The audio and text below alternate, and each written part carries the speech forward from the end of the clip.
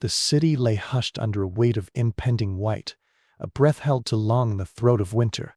Above the tangled rooftops, the sky bruised to a deep, woolen gray, pressing low as if to smother the last echoes of day. It was the eve of Christmas, in the year 1836, and a silence descended, more profound than any mere absence of sound. This silence was a living thing, a crystalline anticipation that settled in the marrow of the bone and frosted the window panes from within. Then the air began to stir, not with wind, but with a slow, drifting exhalation.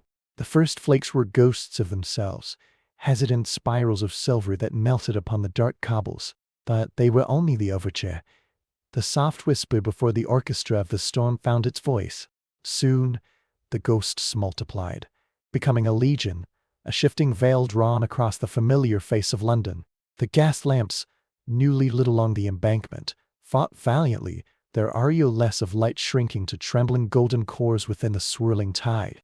Their glow caught on each descending crystal, turning the air into a slow minus-motion blizzard of shattered amber and diamond. The Thames, that great liquid serpent, moved with a newfound sluggishness, its scant heightening against the cold. Along its banks, the whispers of water lapping stone grew faint, replaced by a soft, percussive ticking as ice began to stitch a fragile lacework at the edges. In the lanes of Covent Garden, the last merchants became silhouettes behind falling curtains of white, their calls for business dying on their lips. A costermonger, his face ready above a thick scarf, watched a single snowflake land and linger on the shoulder of a wooden soldier displayed on his cart. He brushed it away, a gesture both tender and final, before drawing a tarpaulin over his dreams of holiday coin. The weathered cocks on church steeples swung in erratic arcs, their iron forms creaking a protest that was swallowed whole by the gathering murmur of the sky. The wind arrived not with a shout, but with a long, low moan that slid through alleyways and under doors. It lifted the snow from its gentle descent and set it dancing in horizontal rages, scouring the soot from brick and filling every crevice with a relentless dry powder. In a row house near Chancery Lane, a child's nose left a smudge of clarity on a frozen parlor window.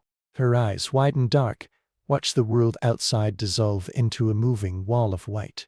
Behind her, the fire popped inside, casting her shadow, a jauntus of flickering warmth, onto the wall.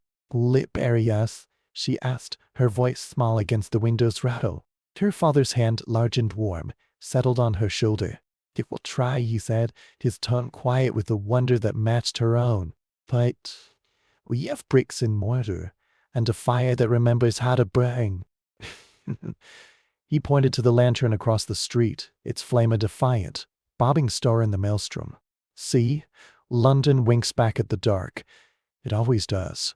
Out on the Strand, the transformation was swift and brutal. Pebbles vanished under smooth, swelling dunes. The tracks of a hackney cab, moments old, were entered invisible, leaving the driver peering into a featureless void. His horse, a sturdy bay, snorted twin jets of steam, its head bowed against the onslaught. Inside the cab, a woman clutched a valve attractura, feeling the cold seep through the floorboards and climb her legs like ivy. The world beyond the glass was a chalk drawing smudged by a giant's thumb. She thought of her destination, a townhouse in Mayfair where candles would be lit and a table set, and it seemed as distant as a continent. Yet, within this wooden box swaying through the white chaos, there was a peculiar intimacy with the storm. It was just her, the driver's muffled curses, and the relentless, choosing sigh of snow on the roof. Near the great dome of street, Paul's the storm showed its scale. Snow accreted on the shoulders of stone saints, softening their stern faces into benign, paternal masks. The great bell, when it tolled the hour, sounded as if it were ringing from the bottom of a deep woolen sea. Its notes emerged thick and muted, pieces of solid sound that fell to the ground and were absorbed by the snow. Dave Urger, locking a side door, felt the vibration through the soles of his boots, a deep hum in the bones of the city itself. He looked up into the whirl and saw not a cathedral, but a mountain of snow, its pinnacle lost in the storm's furious breath. In the financial district, the grand edifices of commerce became stark, abstract sculptures. Kelms were half-minus submerged cornices wore thick white brows. The night-minus watchman, a moving island of lamplight, found his usual rhythm broken. He would take 5 steps forward, then stop, disoriented by the obliteration of landmarks. His world had shrunk to the next circle of gold his lamp could clough from the white dark, and the sound of his own breathing, loud within his scarf. He passed the Bank of England, a fortress now not of gold, but of ice and shadow, and felt a strange, democratic glee. Tonight, the storm was the only power that mattered. Beneath the tavern sign that squealed on its hinges, the copper kettle glowed like a forge. Pushing inside was to cross a threshold into another element. The air was thick, warm, and smelled of yeast, spilled ale, and the rich, animal scent of wet wool. Dean clustered around the hearth, not speaking much, simply sharing the sacrament of heat. The public ane, a man with forearms like smoked hams, placed a tankard of mulled cider before a shivering newcomer. "Drink that," he grunted, not unkindly. "It'll put a fire in your belly. The wind can't blow out." The man drank, and the warm fun curled inside him, a slow, grateful expansion that brought tears to his eyes. In that moment, the tavern was not just a building, but a vessel carrying its cargo of warmth and companionship through the frozen night. At Somerset House, the vast courtyard was an Arctic plain. Snow drifted in long, graceful waves against the classical facades, smoothing the steps into gentle ramps. A young clerk, emerging from a side door, was met with a silence so absolute it rang in his ears. His footsteps were the first violation, a series of crisp, crunching reports that seemed blasphemous lie aloud. He looked back at his trail, a chain of deep, blue mina-shadowed pits, already being gently filled in at the edges by the relentless fall. He felt an absurd pang of loneliness, as if he were the last man in a world newly made of crystalline silence. Then, from high in the building, a window glowed briefly as a candle was carried past. He was not alone. The city was merely sleeping, its heart beating slowly beneath the blanket. On a corner in Cheapside, a street musician tucked her violin under her chin.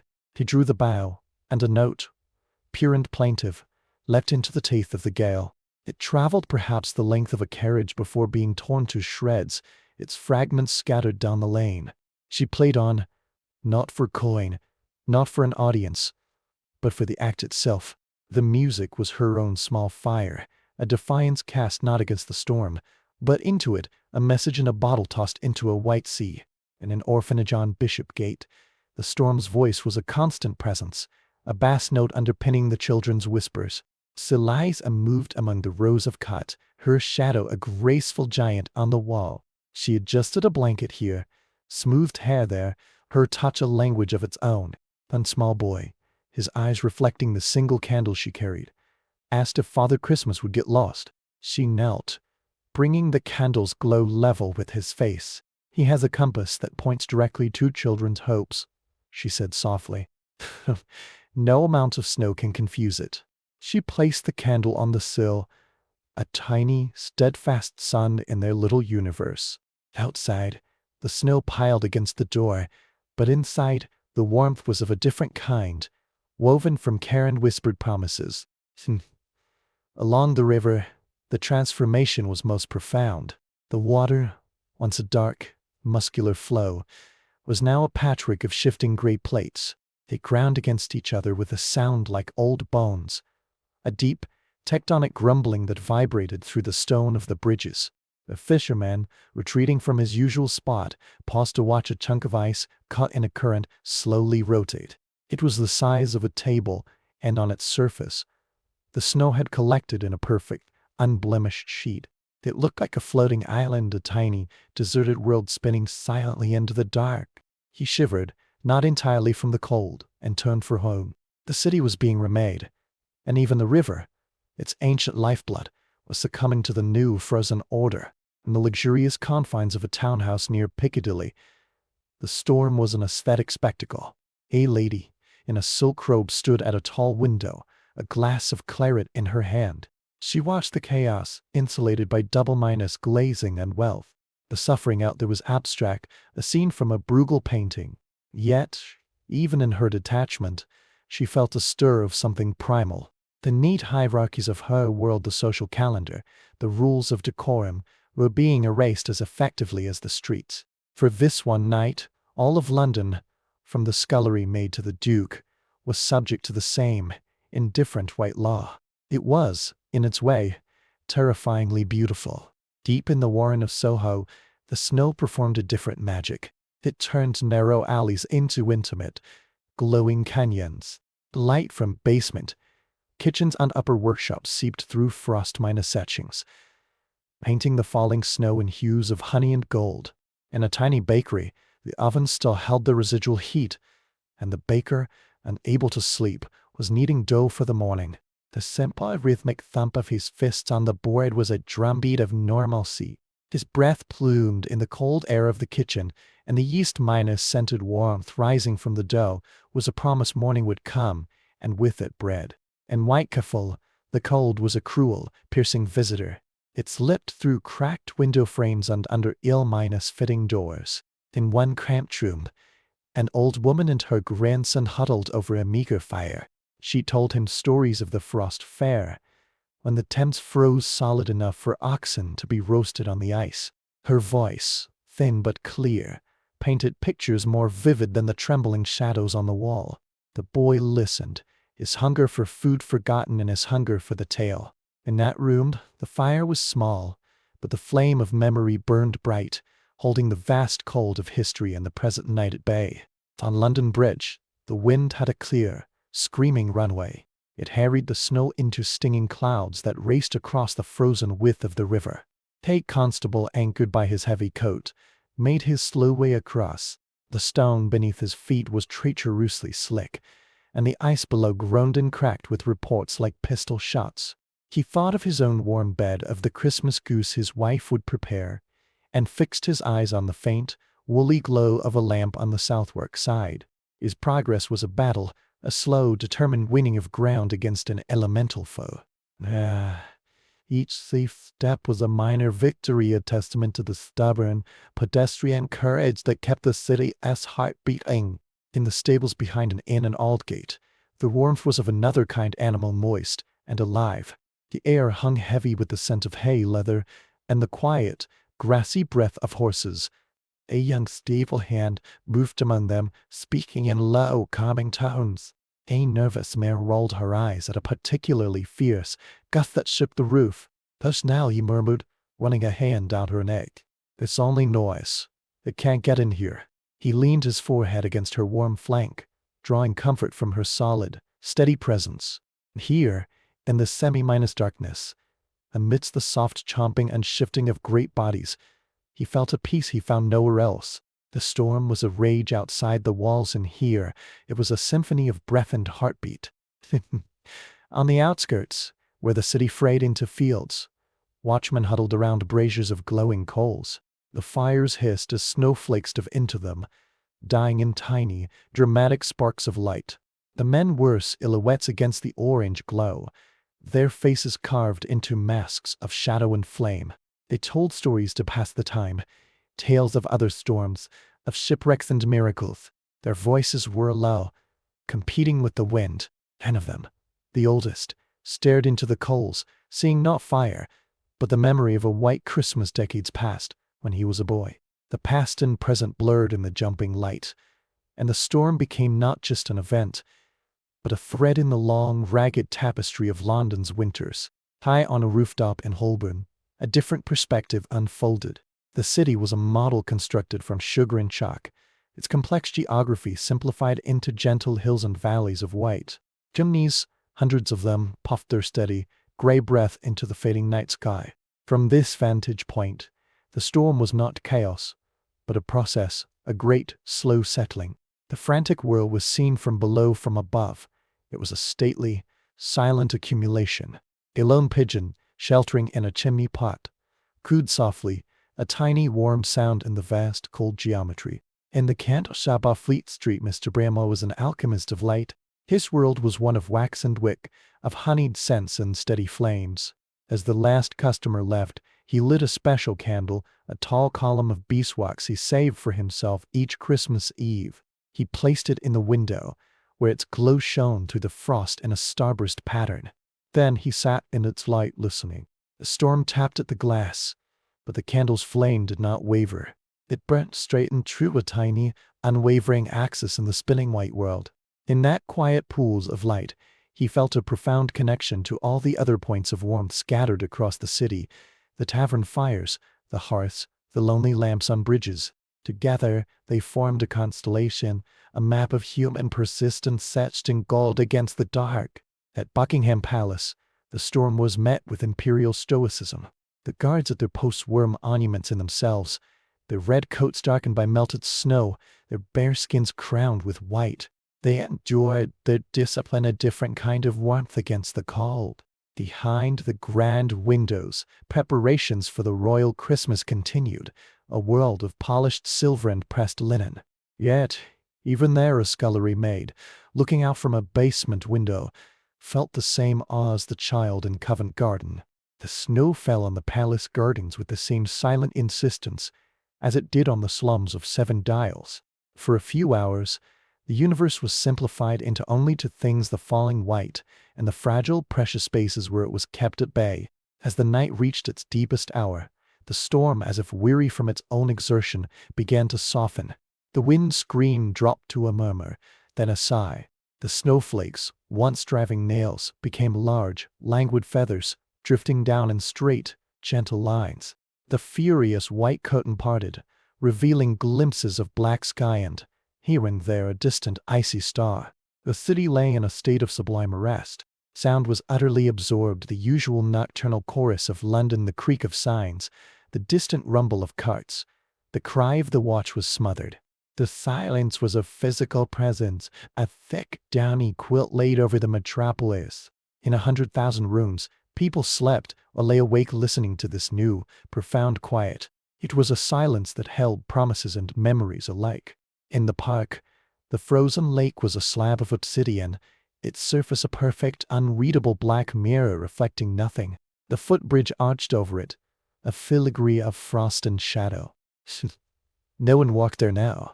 It existed in a pure, suspended state, a sculpture in a gallery of ice, awaiting the first footfall of dawn to break its spell. Then a change, almost imperceptible. At the very edge of the world, the blackness of the sky began to dilute. It faded from ink to charcoal, then to the soft gray of a wood pigeon's breast. This was not yet light, but the promise of light, a subtle lifting of pressure. In the orphanage, the candle on the sill guttered and went out, its duty done. In the bakeries, the first yeasty smells began to permeate the cold air as dough swelled in its pans. On the streets, the snow lay pristine, a clean page. The storm had written its story in drifts and dunes, in the elegant sweep of snow over a railing, in the perfect white cap on a post box. It had erased the grime, the haste, the clutter of everyday life, presenting London back to itself, simplified and sanctified. A single sparrow, bold with hunger, dropped from its even left it elegant, 3- bronze signature on the untouched snow of a windowsill. It was the first mark of the new day. Then color, a faint blush tinged the highest clouds, a wash of frozen peach so delicate it seemed it might be blown away by a breath. It touched the topmost snow on the dome of street, Paul's turning it from white to pink, then to a glowing gold. The transformation was slow, majestic, unveiling. Lamplighters, beginning their reverse rounds, found their work superfluous. They paused, poles on their shoulders, to watch as the city emerged from its white cocoon. Windows, one by one, began to glow with the softer, yellower light of candles and rising hearth fires, answering the dawn. Doors opened, tentatively. Each child, swaddled in a blanket, was brought to a doorstep by a father still in his nightshirt. The boy's gasp was a white cloud in the crystal air. He saw a world reborn, magical and strange. His garden was a series of soft, mysterious mounds. The fence was a line of sugary icing. The sky was now a clear, pale lavender, and the sun, still hidden behind buildings, painted their rooftops with molten gold. The silence held, but it was a different silence now, brimming with potential rather than absence. It was the silence of awe. All across the vast, frozen expanse of the city, similar scenes unfolded. Curtains were drawn back. Families gathered at windows. In the markets, stallholders began the great work of digging out, their shovels making a soft, rhythmic shush-minus-shush sound. The smell of wood smoke, sharp and comforting, wove through the cold air. On the Thames, the ice held, a strange, solid plain, under the new light. The river's voice was silent, waiting. And then, from a church door still sheathed in ice, a bell rang out. Its sound was no longer muffled. It was clear, bright, and triumphant, a silver needle piercing the morning calm. It was joined by another and another until the air thrummed with a joyous metallic pealing. It was Christmas morning. The storm had been fierce, but it had passed. It had left not just destruction, but a gift, a moment of breathtaking, unified beauty. A city paused in a collective breath of wonder. The difficulties remained, the cold, the blocked roads, the hardship. But for this one, pristine hour at London stood transformed, quiet and glittering under the Christmas sun, its hard edges softened, its spirit laid bare under the clean, white light of a new day. The great blizzard of 1836 had etched itself into memory, a tale to be told by firesides for generations. From now on this bright, frozen morning, the story was simply this: the world was beautiful, and they were here together to see it. The snow would melt, the mud would return, life would resume its frantic pace, that the memory of this stillness, this shared, silent triumph over the long night, would linger like the scent of pine and cinnamon in the air, a fragile, enduring warmth in the heart of winter. From the stillness of the dawn, the city began a slow, almost reverent exhalation. The immense, crystalline pressure of the night yielded, not with a crack, but with a softening. Smoke, which had clung to rooftops in thin, desperate threads, now rose in confident, curving pillars against a sky the color of a pale, washed violet. The light was not the bold gold of midday, but a diffuse, mother-of-pearl radiance that seemed to emanate from the snow itself. Every drift, every laden eave, every fence minus bows crowned in white, glowed with an internal luminescence. It was a world seen through a lens of frost, sharp yet softened, silent yet humming with latent sound. The great, blank page of the night had been written upon, and now London began tentatively to read its own new story.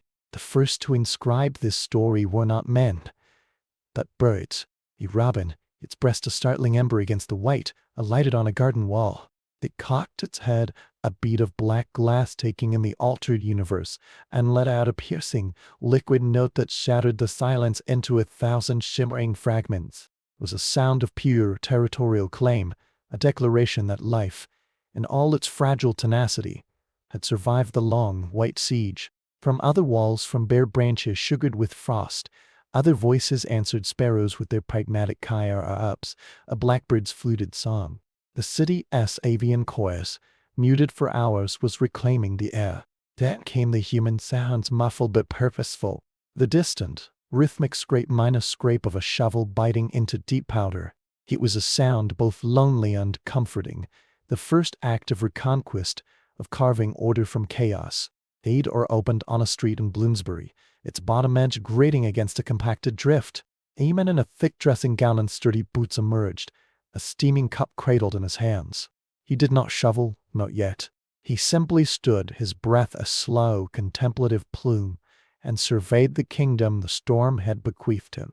His garden was an unfamiliar series of soft, sculpted forms. His gait was a mere suggestion beneath a smooth, white wave. He sipped his tea, the heat a welcome counterpoint to the air's sharp, clean bite, and smiled a small, private smile. This was a nuisance, yes, but it was also a miracle, and he was its first witness. In the mews behind grand houses, stable minus hands were already at work, their movements creating clouds of breathed powdered snow. They forked hay into troughs, the animals stamping a nick ring in the cold, their hides steaming. The warm, earthy smells of the stable's manure, leather, horseflesh formed a potent island of familiarity in the strange, scentless air. A boy brushed a patient mare, his strokes leaving dark, gleaming trails in her winter coat. "There, my beauty," he whispered. "Sun's up. The hard part's done." The mare blew softly through her nostrils, as if in agreement, a cloud of vapor wreathing her head like a halo. Along the main thoroughfares, the scale of the task became clear. The Strand was not a street, but a valley between white cliffs where buildings used to be. Here and there, the top of a hansom cab protruded, a fossil from another age, buried to its windows. The drivers and link-minus boys, an impromptu fraternity of the stranded, gathered around a brazier someone had dragged from a nearby yard. They passed a flask, their laughter rough but genuine, sharing stories of the night's adventures of spooked horses, of fares abandoned at coaching inns, of navigating by instinct alone. Their world had been shrunk to the circle of firelight and the shared ordeal, and a peculiar camaraderie born of survival warmed them more than the spirits. In the commercial heart of the city, the snow presented a different problem, one of commerce and conveyance. Warehouse doors were blocked, carts were immobilized. Porters and clerks, arriving early in hopes of finishing holiday tasks, stood with hands on hips, surveying the immovable white mass. Plans were hastily remade. A shipment of oranges from Spain, locked in a frozen warehouse, would have to wait. A stack of ledgers needing a final audit would remain unopened. For this one day, the relentless engine of trade was seized, its gears frozen solid. There was a frustration in the air, but also, for some, a secret, unaccounted relief. The world had forced a pause, a collective breath drawn in the face of something greater than profit. In the quiet lanes of Chelsea, the snow was a playground. Children, unleashed from their houses and bundled into colorful, shapeless bundles, tumbled into the drifts with shrieks of delight. They made angels, sweeping their arms and legs through the pristine powder, leaving behind imprints of ephemeral joy. Snowballs were packed with mittened hands and flew in gentle arcs, bursting on thick coats and satisfying puffs of white. The laughter was the day's brightest sound, a counterpoint to the somber bells, a celebration of the storm's most benevolent gift. A group of boys, ambitious and red-cheeked, began the construction of a fort, their industry as focused as any Navi-s. The little girl, quiet and meticulous, built a small, lopsided snowman on a garden wall, adorning it with a scrap of ribbon into lumps of coal for eyes. He stepped back, head tilted, conferring a knighthood upon Hearst Island, frozen sentinel, and the grand squares of Belgravia. The scene was one of stately reclamation. Servants in heavy coats and stout boots were dispatched with shovels to clear the steps and pathways of the great houses. Their work was methodical, creating neat, geometrical corridors through the chaos. From an upstairs window, the lady of the house might observe the progress, ensuring the way was made clear for any potential callers, for the ritual of Christmas visits must not be entirely subdued by weather. Yet even here, the sheer beauty of the scene intruded upon routine. A footman, pausing to lean on his shovel, caught sight of the sun glinting off the icicles fringing the portico, turning them into angling swords of fire. He stared just for a moment, forgetting his cold hands on daking back, lost in a spectacle that asked for no tribute but attention. On the frozen Thames, a new and tentative world was being explored. The ice near the banks, now thick and opaque, creaked under the weight of the brave and the curious. A few men, their figures small and dark against the vast white plain of the river, ventured out, testing the solidity with cautious steps of a stick. They gathered in small clusters, pointing at the strange, frozen landscape, but the barges locked in place like insects in amber at the strange, pressure-ridged formations where ice had buckled. It was not yet the frost fair of legend, with its streets of booths and roasting oxen, but the seed of it was there, in this human urge to walk where they normally sailed, to claim the unclaimable. The father, holding his young son's hand tightly, took 3 steps out onto the ice. The boy's eyes were saucers, his breath held. The river groaned beneath them, a deep, resonant note that seemed to come from the city's foundations. They retreated, hearts pounding, but the story was now his to keep the day he and his father walked on the water. In the churches, the Christmas morning services held a deeper resonance. The congregations, smaller than usual but fervent, entered stomping snow from their boots, their cheeks flushed with cold and effort. The ancient stones of the buildings held a chill that even the banks of candles could not fully dispel. When the organ swelled and the hymns began, the voices seemed to carry a new texture, a gratitude that was physical, earned. The words of hope and light and deliverance were no longer abstract. They had been tested against the long, howling dark of the night, and had held. The priest, looking out over the faces lit by candle glow, saw not just piety, but the quiet pride of survivors. His sermon spoke of shelter, of the stable that withstood the night, and the metaphor on this day needed no elaboration. In the infirmed areas and workhouses, the morning light revealed hardship and met by beauty. The cold had seeped into stones that held little warmth to begin with. Charity sisters moved through wards, their habits whispering, placing extra blankets on beds, serving portions of thin, hot gruel. Here, the storm was not an adventure or a spectacle, but an enemy that had tightened its grip on lives already held by a thread. Yet, even here, the human spirit crafted its small defenses. In a corner of a large, draughty room, an old man with clever, gnarled fingers had used scraps of paper and a bit of wax to fashion a tiny sleigh, which he presented to a sickly child. The toy was absurd, fragile, but the child held it as if it were crystal. Imagining it flying over the drifts he could see through the high, frosted window. The gift was not of the object, but of the thought, a message sent across the crowded room. Wonder still exists, even here. As midday approached, the sun climbed higher, losing its gentle peach hue for a clear, hard winter gold. Its light became more assertive, and with it came the first signs of the thaw.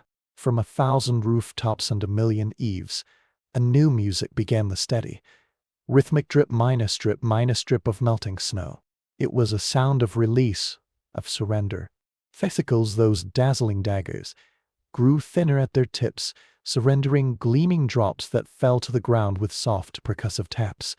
In sunlit patches, the snow's surface lost its powdery dryness, becoming moist and granular. The world was beginning to soften at the edges. The pristine white blanket was no longer pristine. Paths were now muddy trenches flanked by sooty, plowed banks.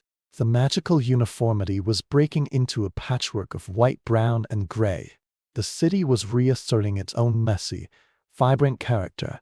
Carts, once buried, whirred out and began to creak along, their wheels splattering through slush. The smell of the air changed to the pure, metallic scent of deep cold giving way to the wet, earthy smells of stone and mud and life returning. But the memory of the night's transformation was etched deep. It lingered in the dazzle of sunlight on remaining snowdrifts, and the extraordinary brightness of the sky, washed clean by the storm. It lingered in the conversations on every street corner, in every shop, in every home. Were you out in it? Did you hear the wind? I've never seen the like. The storm was already becoming a story, a shared reference point. A where were you in moment that would bind the city's inhabitants together for years to come. In a small printing shop off Ludgate Hill, a typesetter, his fingers stiff but determined, was already arranging letters for his special broadsheet. THEG or EATCH or STMASSNOW, the headline would read. He worked with a sense of urgency, knowing the tale was fresh, that people would want a record, a confirmation of the extraordinary thing they had all lived through. He carefully placed the metal letters. The metropolis presented a spectacle of singular and awful magnificence. His work was not just news, it was the first draft of legend. By late afternoon, the world was in a state of beautiful contradiction. Winter and spring wrestled in the air. Sun-minus warmed brickwork steamed gently, while shadows clung to blue, unmelted cold. Children's snow forts were now glistening, crumbling ruins. The snowman on the wall listed sadly, one coal lay sliding down its face like a black tear. The magic was receding, but a different kind of beauty emerged, the beauty of resilience, of the ordinary world patiently enduring under emerging. The lanterns were lit earlier that evening, not to fight a blizzard, but to welcome a calm, cold night. Their light fell on damp cobbles and shrinking snowbanks, on faces that were tired but content. Families gathered for Christmas dinners that tasted all the richer for the trial past. The fire in the grate seemed a warmer friend, the roof a more secure shelter. In a parlor near Regent's Park, the family who had watched the storm's birth now watched its departure. The father pointed out the window to where a last, high drift caught the final rays of sunset, glowing like a mound of crushed rose quartz. "It will be gone in a day or two," he said. "But we shall remember it." His daughter, the one who had asked if it would bury them, nodded solemnly. "It was like the city went to sleep and dreamed it was a palace," she said. She fair words, childish and perfect, hung in the white room. They had not been buried. They had been, for a fleeting, glorious time, transported. And as true night fell, a deep, clear, storm-scattered night, London settled into a peaceful exhaustion. The great storm of 1836 was over. It had left its mark in disrupted plans and remembered fears, in aching muscles from hours of shoveling, in tales to be exaggerated in future tellings. But more profoundly, it had left a gift of perspective. It had reminded the mighty city of its own fragility, and of the astonishing, quiet power of the countless small, warm lights of hearths, of candles, of human kindness that had held the line against the infinite, indifferent cold. The snow would melt. The Thames would flow again. But the memory of that white, silent, holy night, and the bright, collective dawn that followed, would sink into the city's soul, a glittering vein of peace running beneath the ever-turning wheels of London life. The hush of Christmas morning deepened, becoming a palpable, velvet silence. It was a silence not of emptiness, but of profound fullness, as if the world were holding its breath in reverence. Sun, now fully as ended, was a pale, polished coin in a sky of endless, washed blue. Its light was clean and sharp, laying bare the new geometry of the city. Rooftops were not merely covered, but sculpted into soft, rolling dunes of purest white, their edges glowing with a searing brilliance. Chimneys stood as dark sentinels amidst this frozen sea, each exhaling a thin, unwavering plume of smoke that rose straight into the windless air, a sign of life patiently burning within. The violence of the night had been refined into this absolute, breathtaking stillness. Sound itself seemed to have been frozen and buried. The occasional drip of melting ice from a gutter was a solitary, amplified note in the vast quiet. A cat, ginger and cautious, picked its way along the top of a garden wall, its paws leaving perfect, delicate prints in the untouched snow-ridge. It paused, a statue of fur and wearing loose, its yellow eye scanned the strange, bright world before moving on, the only moving thing in a landscape of suspended animation.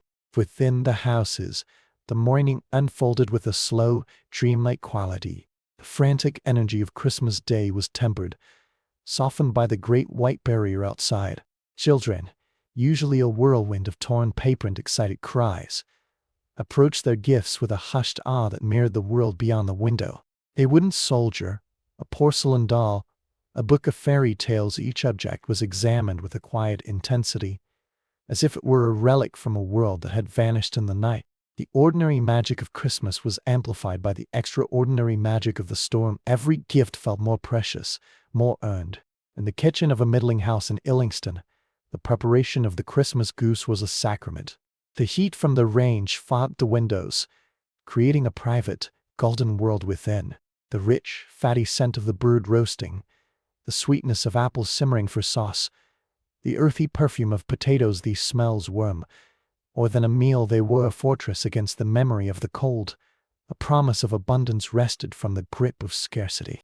The cook, her face flushed from the oven's breath, hummed an old carol, her voice a low, warm thread in the tapestry of morning sounds, the crackle of fire, the gentle clatter of pans, the distant laughter of children.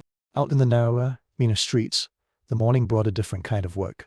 The snow here was not a wonder, but an adversary to daily survival. Women wrapped in shawls swept steps clear with worn brooms, their breath plumbing in the cold. The task of fetching water from the frozen pump became a communal ordeal, a gathering of chapped hands and shared complaints that nonetheless carried a thread of solidarity. They spoke of the night, of the fear, of the cost of coal that had burned too quickly, but they also shared a crust of bread, a scoop of tea leaves, a warning about black ice on the corner. Their Christmas was not one of plenty, but of mutual aid, a fragile network of kindness that the blizzard had tested and, in some small ways, strengthened. In the grand spaces of the city, the snow began to reveal its ephemeral nature. In Trafalgar Square, the majestic lions were emerging from their white mantles, stone muscles repairing as the sun drank the snow from their backs.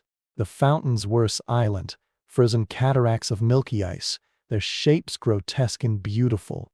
A few hardy souls, wrapped to their eyes, traversed the square, their footsteps the first punctuation on its vast blank sheet. They moved slowly, not just from caution, but from a desire to prolong the experience of walking in this transformed, public dream. One man, an artist with a portfolio under his arm, stopped and simply stared, committing the scene to memory, the contrast of dark bronze against blinding white, the long blue shadow stretching from the column's base.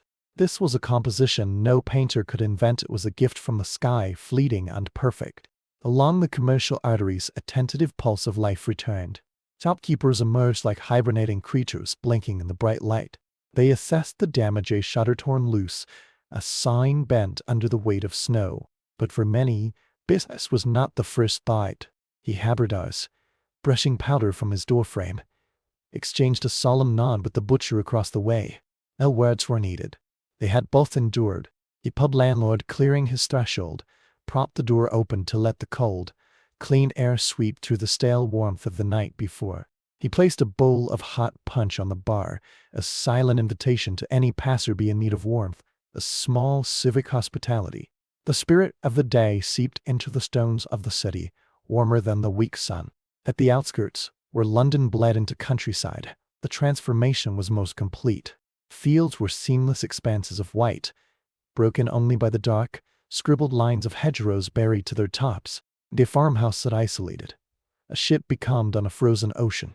From its chimney, smoke rose in a thick, steady column, the only proof of life for miles.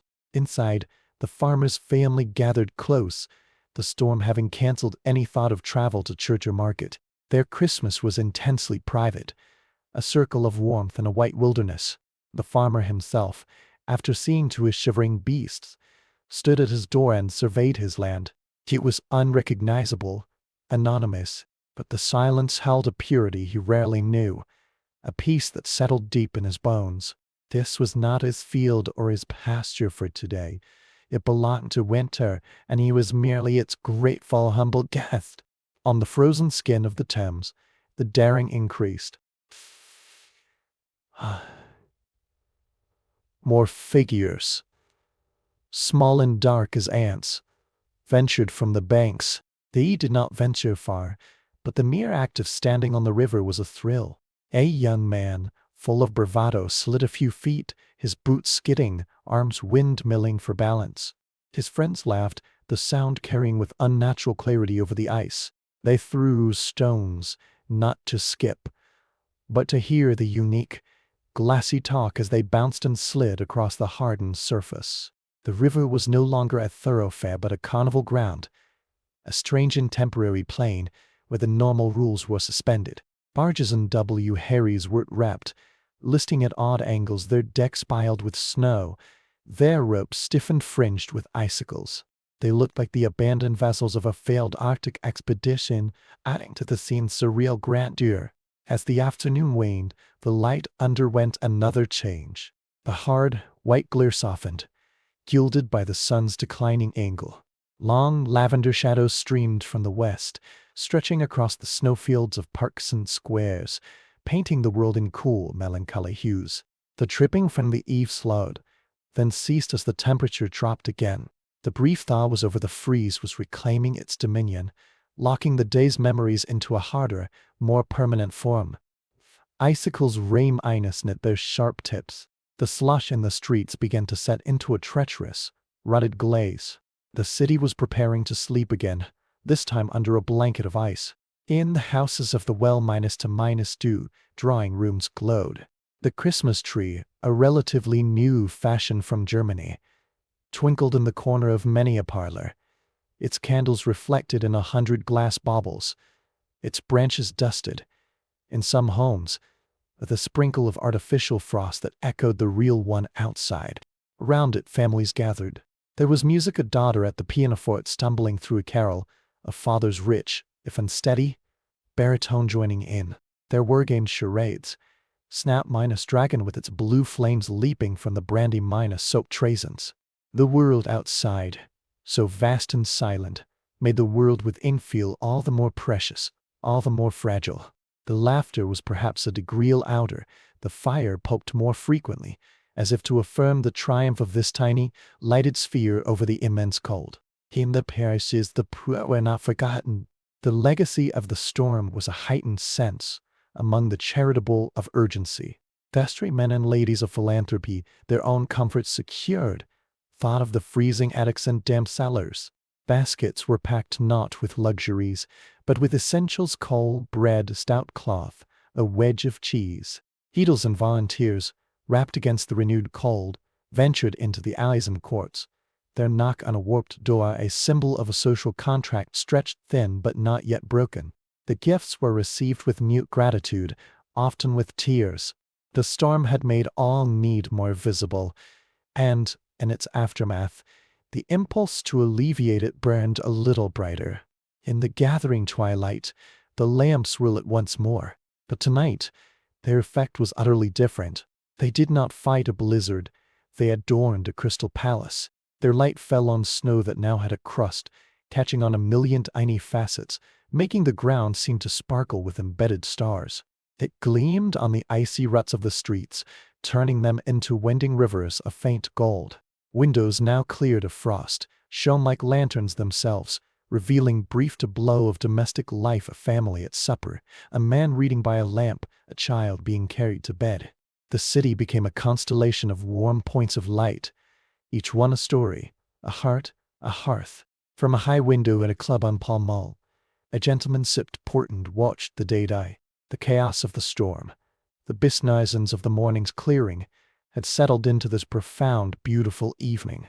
He felt a pang of something like regret, not for the storm's passing, but for the inevitable loss of this singular mood.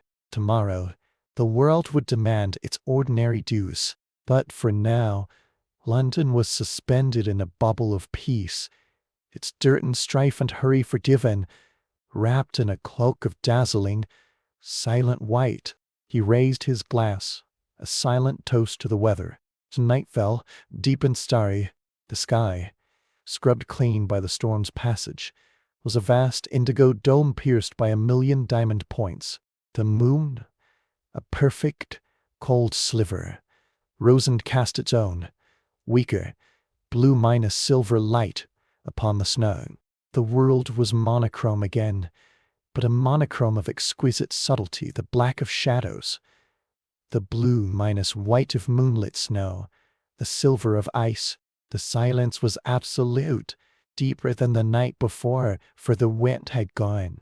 It was the silence of exhaustion, of a world that had exerted itself mightily and now slept the sleep of the just. In a small attic room, a young maid, her work finally done, knelt by her narrow window. She looked out at the moonlit rooftops, at the church spire piercing the stars. The aches of the day faded. She thought of her family in a distant village, wondering if they too had seen such snow. For a moment she was not a servant in a vast, impersonal city, but a soul under the same immense, beautiful sky. Storm had been a great leveler, and in its aftermath, it left behind this leveling peace, whispered a prayer, not for gifts, but for the safety of those she loved, and for the preservation of this feeling of quiet wonder. Then she crept into her old bed, pulling the thin blankets tight, and fell asleep with the image of the frozen, starry world behind her eyes. The great Christmas snow of 1836 was over. In the days to come, the fall would come in earnest. The snow would retreat, shrinking into gray, grimy islands in the shade, then vanishing entirely. The Thames would groan, crack, and finally break its icy fetters, the floes carrying the last of the winter's dream out to sea. The streets would return to their familiar mud and clatter. Life, in all its complexity and noise, would reclaim its domain. But something had shifted. The storm had forced a pause, a collective intake of breath. It had reminded a modern, bustling city of its own antiquity, of its vulnerability to the older, greater forces of the world. It had stripped away the veneer of routine, revealing the bones of the place, the hearth, the shelters, the courage of its people. And in that revelation, it had also bestowed a gift, a shared memory of sublime beauty, of a morning when London was not a city of smoke and industry, but a poem written in snow and light. That memory, fragile and crystalline, would settle into the foundation of the year to come. It would be recounted in pubs, in letters, in diaries. It would become part of the city's folklore, a benchmark against which all future winters would be measured. But for those who had lived through it, the memory was more personal. It was the feel of a child's hand in theirs as they beheld the transformed world. It was the taste of bread baked while the storm raged. It was the sound of a neighbor's shovel next to theirs in the dawn quiet. It was the sight of their own breath in the frozen air, proof of life amidst the stillness. The snow melted. The city moved on. But the hush of that Christmas morning never entirely left. It remained, a soft, white echo in the heart of London, a testament to the peace that can follow even the fiercest storm, and to the enduring, gentle warmth of human resilience seen in 1,000 glowing windows on a long cold night. The crystalline peace of the night hardened into the sharper realities of Christmas Day. Dawn's soft blush had given way to a sky of hard, brilliant blue, a dome of polished lapis stretched taut over the whitened world. The sun, though bright, offered no warmth, its light a purely visual phenomenon that dazzled the eye while the air remained a knife's edge. This was the storm's second act, not the chaotic fury of its arrival, but the serene iron-clad aftermath. The snow no longer fell. It simply was a definitive state of being, sculpted by the vanished wind into sweeping drifts with crests as sharp as porcelain. Every surface bore its weight. The broad limbs of the plane trees and the squares bent in graceful, aching arcs. The iron railings surrounding gardens were transformed into series of soft, white loaves, their spikes hidden beneath generous dollopovs of icing. The city was not so much decorated as fundamentally rewritten, in a dialect of pure white and profound blue shadow. Within this silent empire, sound became intimate, carrying with unnatural clarity. The crunch of a single footstep on the path and street. James's Park was a small catastrophic event, a violation of the pristine. The call of a waterman from the frozen Thames, though distant, arrived as if he stood just beyond the next snowdrift, his voice hollow and resonant in the frozen air. This acoustic sharpness made all activity seem deliberate, significant. The servant girl beating a rug against a back doorstep produced a series of soft, rhythmic thuds that echoed up the mews like a ceremonial drum. The world felt newly sensitive, as if the blanket of snow had not muted sound, but had instead tuned the entire city to a higher, finer pitch. Behind the frosted windows of 1,000 breakfast rooms, the day commenced with a shared sense of quiet marvel. Steam from kettles and chocolate pots fogged the cold glass, and children, with napkins tucked at their necks, peered through the circles they wiped clear.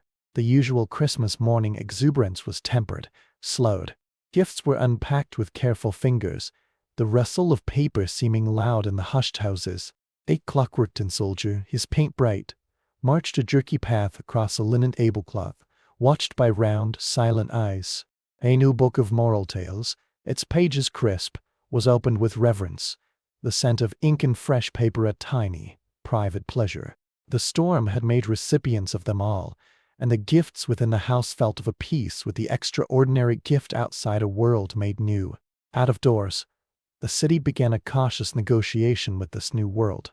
The main arteries, those lifelines of commerce and communication, were the first priority. Teams of men, their numbers swelled by volunteers and those eager to earn a shilling, attacked the drifts with shovels, picks, and sheer muscle. The work was brutal, rhythmic, and strangely beautiful. The synchronized rise and fall of shovels, the great, white slabs of compacted snow they lifted, the growing canyon walls of plowed snow lining the roads. It was a sculpture of necessity. Carriages could not move, horses could not pass, and so the city, with a collective heave, began to dig itself out. The men worked with a focused energy, their breath collective clouds in the still air, their voices calling in short, practical bursts. Progress was measured in yards, not miles, but each cleared section felt like a victory, a reclaiming of order from chaos. In the parks, a pure form of joy held sway. Children, liberated from parlors, claimed the untouched fields of snow as their undisputed kingdom. They wore bundles of red wool and flapping scarves, their laughter the day's truest music. The creation of snowmen became a serious art, with coal for eyes and twigs for arms, and sometimes a discarded hat perched at a rakish angle.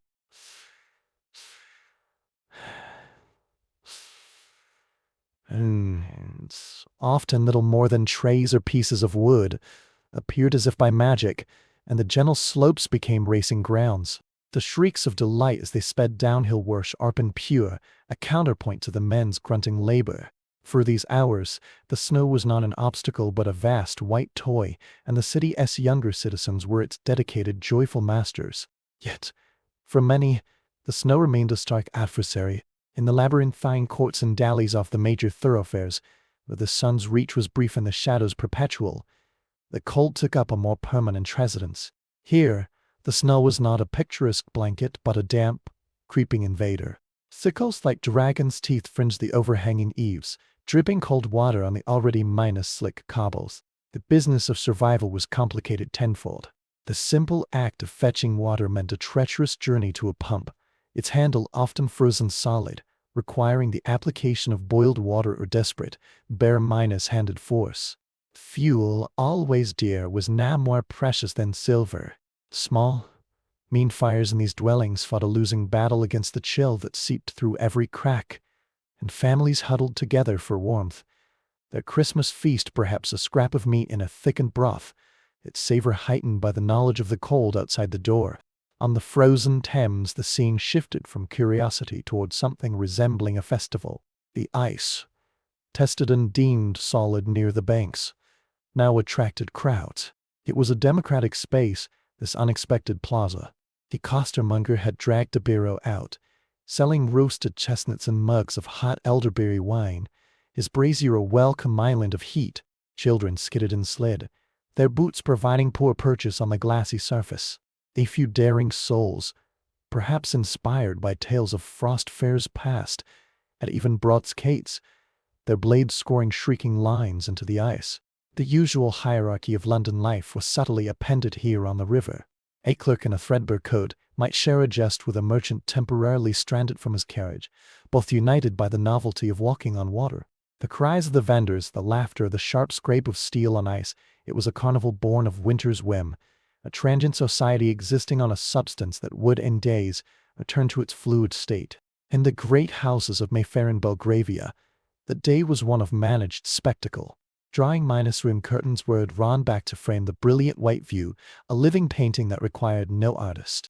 Callers, arriving in carriages that now had to navigate the plowed channels of the streets, brought with them the latest intelligence from other parts of the city.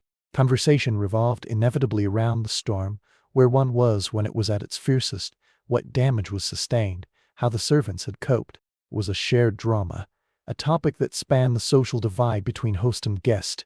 From these windows, the suffering in the alleys was invisible abstract. The snow was an aesthetic pleasure, a subject for admiration before turning back to the well-stoked fire, the gleaming silver tea service, the delicate slices of plum cake.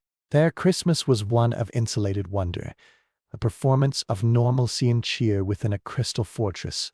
As the short day began to wane, the light performed its final, most breathtaking trick. The low sun, streaming from the southwest, turned the world to fire and gold. Every west-facing window pane blazed like a furnace. The snow on rooftops and the tops of drifts got the light and glowed with an internal, honeyed radiance, while the east-facing sides plunged into profound, blue-violet shadow. The city became a study in extreme contrast, carved from light and darkness. Smoke from the evening fires, now kindled in earnest across London, rose in straight, gold-dipped pillars through the still air, dissolving into the darkening blue above. The scent of wood smoke, that most ancient and comforting of smells, began to dominate, cutting through the cold with its promise of hearth and home. In the churches, where evening services were held, the congregations gathered in a different spirit from the morning. The trial was over, the deliverance, for most, was secure. The hymns of thanksgiving while shepherds watched and hark. The herald angels' things swelled with the conviction that felt turned. The words about light shining in darkness, about peace on earth, resonated with a new, concrete meaning. They had seen the darkness, felt its cold breath, and now they celebrated the light of the returning sun, of their own candles, of the spiritual promise of the day. The priest's voice, echoing in the stone vault, spoke of gratitude for shelter, for community, for the simple, profound fact of survival. And in the pews, hardened merchants and weary laborers, elegant ladies and shivering scullery maids, all bowed their heads, united for a moment in a common, wordless relief. Night fell, not with a gradual dimming, but with the swift, decisive closing of a lid. The brilliant gold faded to rose, the rose to lavender, and then, with startling suddenness, the stars emerged. The sky, purified by the storm, was a breathtaking spectacle. The Milky Way stretched like a spilled diamond necklace across the velvet black, and every familiar constellation shone with icy precision.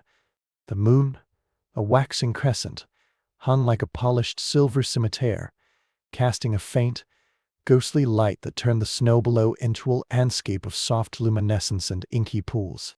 The city's own lights now entered the cosmos. Gas lamps flickered on, their glow creating warm, domestic constellations along the streets. Candles appeared in windows, a flame steady behind the glass, the two forms of light, the cold, distant fire of the stars and the warm, close fire of human ageability mirrored each other, a silent dialogue between the infinite and the intimate. In a small garret room, a young man, an apprentice to a printer, sat at his desk by the light of a single tallow dip. Before him lay a sheet of paper. He was attempting, with words clumsy from disuse, to capture the day. The world was made anew this morning, he wrote, his pen scratching in the quiet. It was as if God had taken a piece of chalk and redrawn London, simplifying it into light and shape. I saw a sparrow today, a single note of brown against all that white, and it seemed the bravest thing in creation. We have passed through something. I feel older. I feel the weight of the roof over my head, and I am thankful for it. He was not writing for anyone else. He was writing to fix the feeling, to hold on to the quiet awe before the ordinary world rushed back in. Down in the kitchen of a large townhouse, the staff sat down to their own Christmas supper. The upstairs dinner was done, the silver cleaned, the last tray carried down. Now, in the warmth of the great kitchen range, they had their celebration. The air was rich with the smells of their own simpler feast, a roast joint, potatoes in their jackets, a great steamed pudding. The hierarchy of the servants' hall relaxed for the evening. The butler and the housekeeper presided with benign smiles. The footmen told exaggerated tales of their battles with the snow. The scullery maid, for once, was not the last to speak. For a few hours, they were not in service, but in community, bound by shared labor and the shared experience of the storm. Their laughter was easier, their talk freer. The world above stairs, with its crystal and velvet, felt far away. Here, in the bedrock of the house, the warmth was of a grittier, more genuine kind. The great Christmas snow was settling into memory. Its physical presence was still absolute, locking the city in its frozen grasp. But already in the minds of its inhabitants, it was becoming a story. The initial shock had passed. The practical burdens remained. But a sense was growing, a sense of having witnessed a page of history turn, of having been part of a city-wide event that would be talked about for decades. The great snow of 36. It had a ring to it already. It would be a marker in time, a date against which other winters would be measured. For the elderly, it would recall the frosts of their youth. For the children, it would become a foundational legend, a tale of a time when the world turned to magic. And for all, it was a reminder of the thin, precious line between the bustling, proud metropolis and the ancient, indifferent forces of nature that could, in a single night, still it's heartened for it to pause, to look, and to breathe in the extraordinary, silent beauty of a world transformed. The profound silence that followed the storm's departure began, on the second day, to fray at the edges. It was not broken, but gently unpicked by a new catalog of sounds. The first was the drip.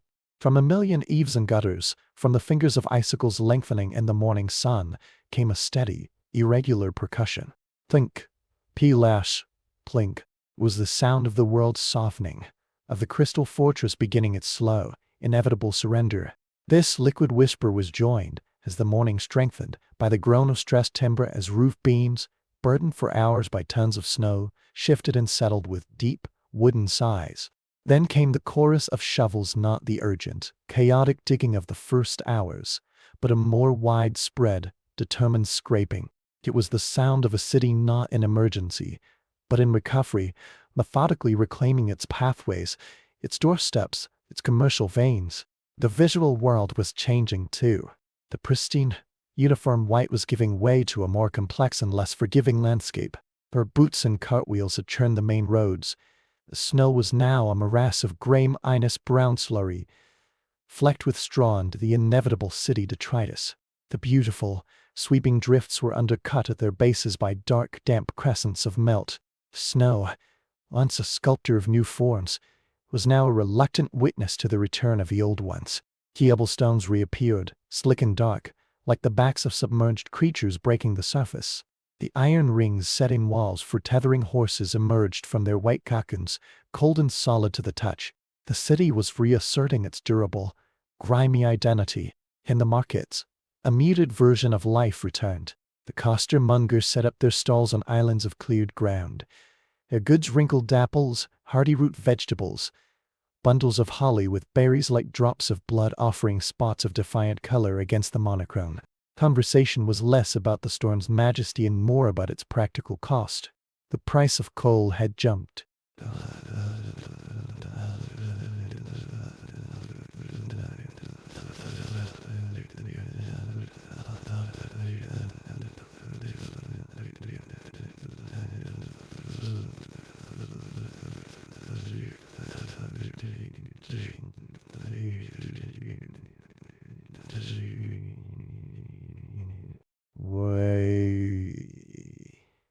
Promise for a Christmas table but lost to the deep freeze in a collapsed shed was lamented not as a tragedy, but as a serious domestic setback. The poetry of the snow was being rapidly translated into the prose of scarcity and increased expense.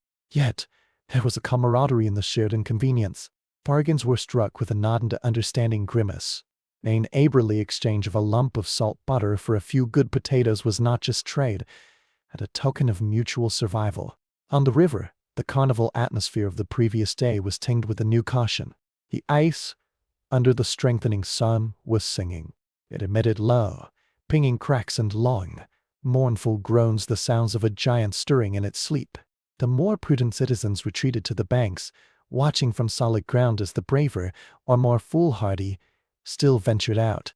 The ice near the center, once a solid plain, now showed dark, sinister seams of water. The temporary society of the frozen Ems was dissolving, its members retreating back to their own fixed coordinates on either bank. The river was waking, and its first utterances were warnings. Behind the grand facades, another kind of work continued. The storm had exposed flaws invisible in fair weather. In a drawing-minus room on Portman Square, a persistent, slow drip had appeared in the ceiling cornice, staining the expensive wallpaper with a spreading amber blossom. The lady of the house rang for the butler with a sense of grievance that was entirely separate from the awe she had felt 2 mornings prior. In attics all over London, pots and pans were deployed to catch the ingress from leaking roofs, their ping-minus-ping-minus-ping a domestic counterpoint to the drips outside. The storm's gift of beauty was now presenting its bill in the form of damp repairs and the unsettling revelation of a home's vulnerabilities. For the poo, the fall brought a different, more insidious misery. The cold had been dry, sharp, honest adversary. Fall was damp, creeping, and penetrating. Smelting snow seeped through dilapidated roofs, dripped onto straw pallets, turned earthen floors to mud. The meager stores of fuel were often now wet and unusable. The beautiful white blanket that had covered the festering heaps in the courtyards of slums began to retreat, revealing once more the refuse and the filth beneath. If the storm had briefly sanitized the city with its pure whiteness, the thaw was the grim unveiling. Coughs, held at bay by the dry cold, now racked thin bodies with a new, wet insistence. In the workhouses and charitable infirm areas, the matrons braced for an influx cases of chilblains, pneumonia, and the simple crushing exhaustion of a prolonged fight against the elements. Yet, even in the grimmest quarters, the human spirit sought its small defiant joys. In a cramped room in Spitalfields, a weaver, his looms silent for lack of orders, used a sliver of precious coal to heat an iron. With it, he carefully smoothed a piece of paper on which his daughter had drawn a picture of their street under the snow. The drawing was childish, the perspective wild, but there was the familiar pub sign, the post box wearing a tall white hat, and to stick figures that were unmistakably them, holding hands. He pinned it to the wall, a testament not to the storm's power, but to their witness of it. It was a claim on beauty, made from a place that's all it all. This afternoon faded. A new, softer light emerged. A haze, born of the evaporating moisture from a million melting surfaces, rose and blurred the sharp outlines of the city. The sun became a diffuse, silver coin behind a veil of mist. This haze muted the returning noises, giving the world a subdued, melancholic quality. The distant clang of a blacksmith's hammer, the cry of a newsboy hawking accounts of the great snow, the rumble of the first heavy wagons venturing back onto the roads, all were softened, made distant. It was as if the city were enveloped in a collective sigh, the long exhalation following a supreme effort. In the coffee-minus houses and taverns that evening, the storm was being codified into narrative. He who had been mere participants were becoming reconteurs. The drift outside my door, one would say, thumping his tankard for emphasis, was level with the top of the gas lamp. Another would recount the perilous, blind journey home, guided only by the feel of the railings under his hand. The stories grew in the telling, as stories do. Shared experience was being passed into individual adventure, each man claiming his own chapter in the epic. The storm was no longer an event to be endured, it was a resource for identity, a badge of resilience to be worn in conversation. In the quiet of a study lined with books, a natural philosopher sat before a clean journal. He made careful, measured notes, not of feeling, but of fact. December 27th, 1836th. The rapid thaw continues. A rise in temperature of approximately 15 degrees Fahrenheit since dawn has resulted in pronounced ablation of the accumulated precipitation. The Thames ice shows significant fracturing along tensile lines. The acoustic properties of the city remain altered, likely due to the sound-absorbing qualities of the saturated environment. For him, the miracle was not one of beauty or hardship, but of process. He sought to capture the mechanics of the sublime, to pin the butterfly of the storm not with sentiment, but with data. His was a different kind of memory, cold, precise, and destined for a different shelf. And in the nursery of a comfortable home, a child was put to bed. The magic of the snowman in the garden was gone. He was now a forlorn, shrunken lump, one coal eye lying in the slush at his feet. The sled was back in the shed, but as the child's nurse extinguished the lamp, she left the curtains open. A full moon, fast and golden, had risen, sailing clear of the haze. Its light flooded the room and fell upon the garden, upon the wreck of the snowman, upon the glistening, wet world. "Look," the nurse whispered, "the moon has come to say goodbye to the snow." The child, on the edge of sleep, sighed. He saw the moon and the silver dripping branches, and the world, neither wholly magical nor wholly ordinary, but something in between, a world that had been touched by wonder and would never quite forget it. He slept, and the moon kept its vigil over the softening, sighing, recovering city, a city that was already weaving the threads of a great, white storm into the durable, enduring fabric of its own long story. The pristine silence was now a memory, dissolving like the snow itself into 1,000 separate sounds. Each sound told a story of reclamation and reckoning. The dominant note was water, as ceaseless, chorusing drip from roofs and ledges, the gurgle of overburdened gutters, spilling their cold loads onto the pavement below, the slow, secret seep of meltwater finding its way through ancient brick and worn mortar. This aqueous music was underpinned by the grind and crack of the city straining against its white captivity. There came the sharp, splitting report of a laden branch finally surrendering, shedding its weight of snow with a soft whoosh. There was the grumble of cart wheels, newly liberated, rolling through the thick slurry of the main streets, and the shouted curses of drivers navigating the newly treacherous ruts. The world was no longer held in a single frozen breath. It was exhaling, groaning, stirring back to its complicated, noisy life. The visual transformation was equally profound. The uniform glory of white was now a patchwork of decline. South-facing walls steamed faintly in the weak sun, their bricks emerging darkened weeping. North-facing alleys remained clotted with blue-tinged dice, stubborn fortresses of cold in the general retreat. The snow, once a celestial blanket, had become a soiled and tattered quilt. It was tracked with soot from passing boots, stained yellow where horses had stood, pocked and pitted where children had dug. Its surface, once smooth as poured cream, was now a topography of collapsed sunken footprints, the slumped ruins of snow forts, the forlorn, shrinking mounds that were once proud sculptures. Beauty had not vanished, but it had changed its nature. It was found in the intricate, jeweled lace of frost that persisted on shadowed window panes, in the way a single icicle, clinging to a wrought-iron fence, could catch the afternoon light and burn for a moment like a frozen flame before its tip surrendered a single, brilliant drop. In the grand houses, the preoccupations shifted from wonder to damage. Servants moved through rooms with cloths and buckets, attending to the evidence of the storm's intrusion. The library smelled of damp leather and wet paper where a window sill had failed. A prized turkey rug in a drawing-minus room bore the faint, ominous shadow of a watermark spreading from a compromised ceiling. The storm was no longer a spectacle to be admired from a window. It was a wet patch on the ceiling, a warped floorboard, a bill from the glazier and the roofer. The master of the house might gaze out and see not a winter to blow, but the cost of repairing the greenhouse glass. Yet, even here in the heart of calculated comfort, the storm left a subtler legacy. Conversations between master and servant, usually confined to instruction and report, now held fragments of shared experience. "That was the night, sir, wasn't it? The butler might venture while reporting the leak." "Indeed it was, Gibson," the master might reply, his eyes glancing toward the window. A remarkable thing. For a second, the rigid hierarchy softened, acknowledging a common witness to an uncommon event.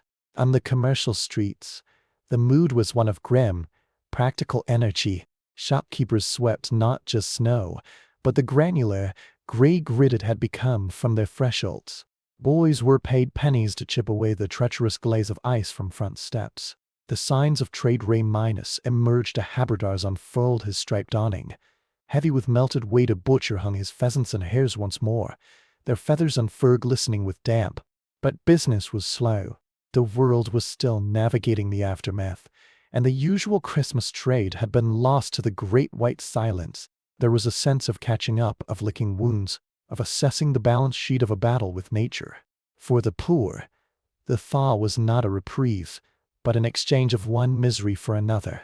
The biting, dry cold was replaced by a damp that seeped into the bones and bred illness. In the crowded courts, the melting snow uncovered the forgotten detritus of daily life, rotten food, ash waste creating a foul-sucking mud. The chilblains on a child's hands, red and angry, were now joined by the rock-offs that echoed in close, humid rooms. Charity took on a new urgency. Soup kitchens saw longer lines, their steam a welcome beacon in the deep twilight. The donations, spurred by the dramatic sight of the deep snow, now addressed the less visible, more persistent agony of the damp and the hungry. A woman in a patched shawl receiving a loaf and a scoop of coal offered thanks not with a smile, but with eyes hollowed by a fatigue that the picturesque snow had only deepened. On the Thames, the drama was at its most potent. The great frozen plain was breaking up. What had been solid was now a shifting jigsaw of ice floes, grinding together with a sound like distant thunder. Dark channels of water, swift and cold, opened between them. The carnival was utterly over. The costermonger's brazier was gone, the skaters had fled. Now rivermen in sturdy boats ventured out. Not for pleasure, but to assess the danger to the piers and moored vessels, using long poles to push the larger floes away. The river was returning to its fluid state, but it was a violent, noisy rebirth. From a bridge, one could watch the process. The ice, grey and rotten minus looking, would buckle, then split with a report like can unfire, the separate pieces spinning slowly in the current before being carried, with a kind of grim majesty, under the arches and downstream. It was the death of the temporary world, and it had a terrible, compelling beauty. As evening of the seconded ruin, the city's light changed character. The gas lamps, their glass cleansed of snow, cast clearer, harder pools of yellow light upon the wet cobbles, making them shine like polished lead. The haze of the day's melt had settled, so the lights did not blur and halo as they had in the storm, but stood out distinctly, each one a marker of regained order. Behind windows, candles and lamps were lit earlier, their glow a deliberate defiance of the damp, creeping gloom outside. In the pubs, the talk was still of the storm, but the tone was evolving. The boasting was done. How came the comparisons? Thy father spoke of the snow of 15, an old man might wheeze, drawing on his pipe. It lasted a week, that did. The Thames was solid for a month. The present event was being fitted into a lineage, its stature measured against the legends of other winters. It was becoming history, its edges already being smoothed by the gentle erosion of narrative. In a quiet church, a sexton lit the candles for the evening service.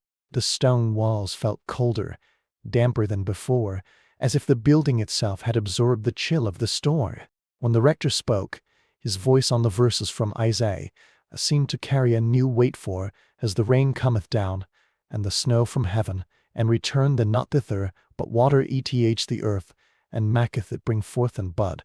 The words, heard 1,000 times, now resonated with a physical truth. They had seen the snow come down in its terrifying, magnificent abundance. Now they were living its return, not as a gentle watering, but as a slow, pervasive dampness that would indeed, in time, sink into the earth. The cycle was not just spiritual, it was happening to the stones beneath their feet, to the air they breathed. The night that followed was the first true post-storm night.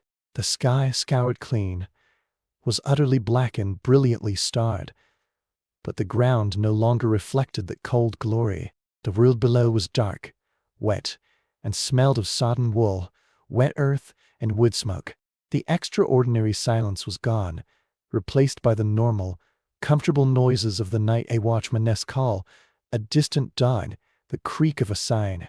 The storm's singular grip had released. London was slipping back into its own familiar rhythms, like a heartbeat returning to normal after a shock. In a small attic, the young printer's apprentice looked at his page from the previous night. He read his own words about the world made anew. Outside his window, he heard the steady drip from the roof and saw the dirty remains of a snowdrift in the courtyard below. He did not feel disappointed. He felt the profound difference between the event and the memory. The event was over, already decaying into mud and inconvenience.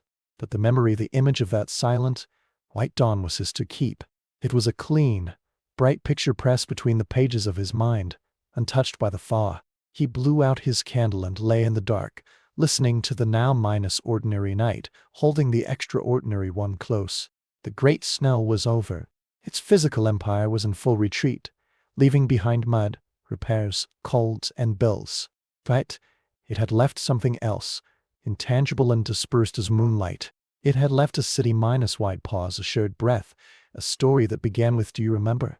It had stripped away the Bisties inns and shown the bones of the place, and for a moment everyone had seen the same thing, their home, vulnerable, unmajestic under an antique sky. That vision was fading now, replaced by the pressing concerns of Monday. But, like the water soaking into the London clay, the memory of the storm would sink deep into the collective soul of the city, a hidden reservoir of ought to be tapped in future winters, a tale to be told when the wind blew from the east, a reminder that beneath the sudden striving, London could still be stopped, startled, and gifted with a terrible and unforgettable peace. The city now entered a state of long, slow exhalation, its every breath visible in the damp air that hung between the buildings. The dominant color was no longer white, but a spectrum of gray, the charcoal gray of wet slate, the pearl gray of lingering mist, the muddy brown minus gray of churned thoroughfares. This was the interregnum between the storm's absolute rule and the familiar world's return, a time of dripping eaves and softening resolve. In the parks, the snow retreated in a patchwork surrender, revealing matted, yellow grass that lay flattened as if in obeisance to the departed weight. The skeletons of snowmen stood as lonely sentinels in gardens, their coal eyes askew, their twig arms pointing earthward in defeat. Yet, in the sheltered hollows and northern shadows, winter held its last courts, preserving pockets of pristine cold that sparkled defiantly in the occasional sunbreak. The soundscape of the city had reconstituted itself into a new, less dramatic harmony.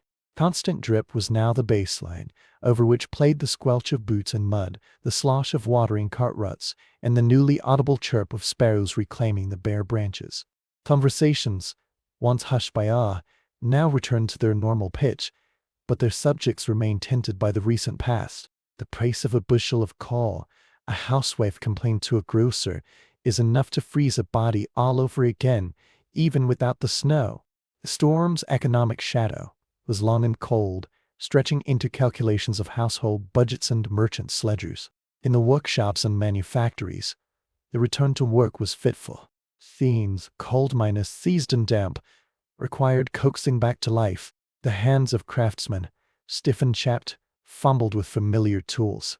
There was a collective rust and a sense that the rhythm of industry had been interrupted by a measure of profound silence, and the beat was slow to resume. A clockmaker, peering through his loop, found a delicate film of moisture on the brass gears of a long minus-case clock, and sighed with the patience of a man who knows time itself can be set back by the weather. On the river, the spectacle was one of powerful, noisy dissolution.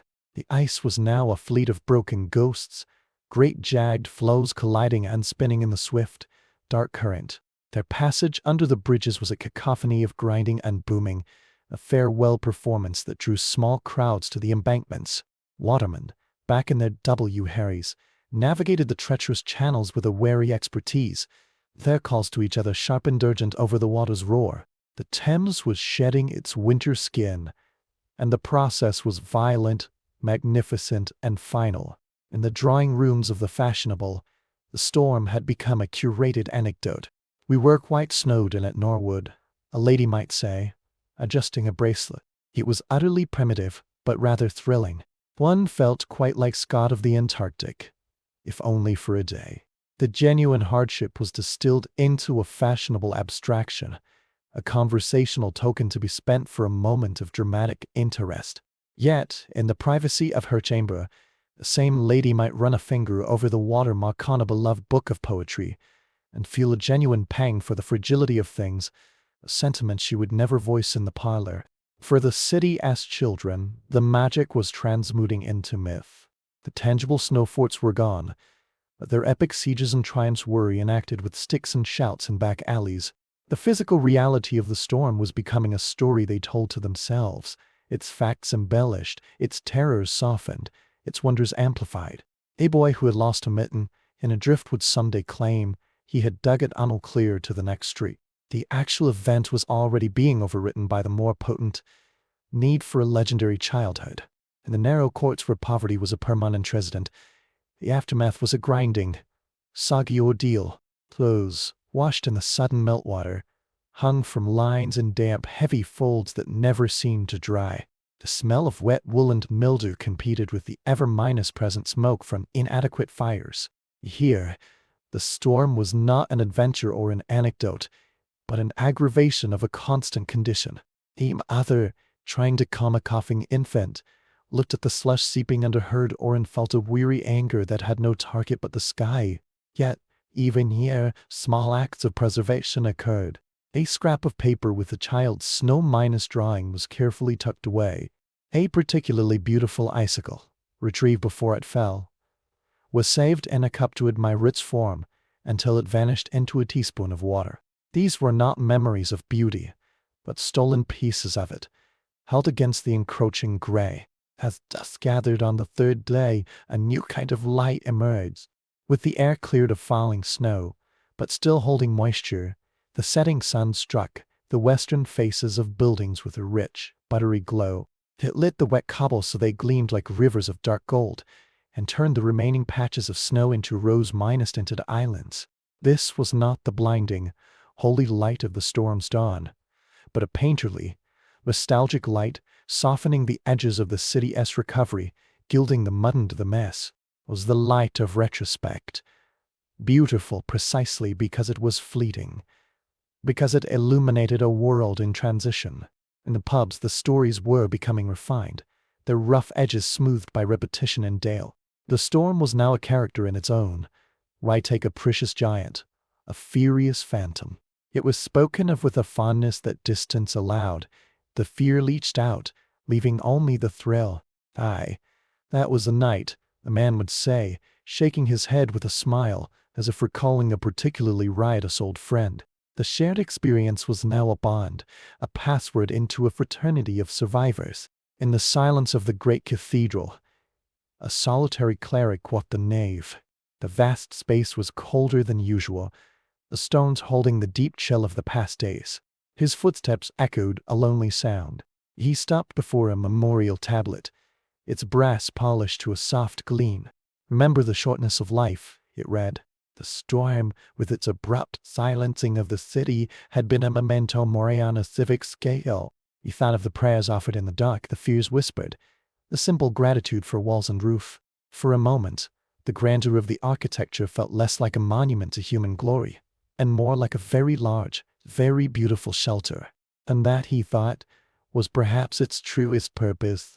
Night fell, clean and starry. The melt had slowed with the drop in temperature, and a thin, brittle skin of new ice formed of the puddles in the streets, cracking with a delicate sound underfoot. The air was sharp again, but without the storm's malevolent breath. It was the honest cold of a winter's night, familiar and containable. Lamps burned steadily in windows, and the rhythm of the watchman's call resumed its ordinary, reassuring round. The extraordinary had departed, leaving the ordinary in its place, but the ordinary felt different now. It felt earned. In a small room above a baker's shop, the apprentice lay awake. The smell of tomorrow's bread, sweet and yeasty, seeped up through the floorboards. He thought of the vast, silent white of 2 mornings past, and then of the noisy, muddy world outside now. He did not prefer one to the other. The memory of the silence made the present noise meaningful.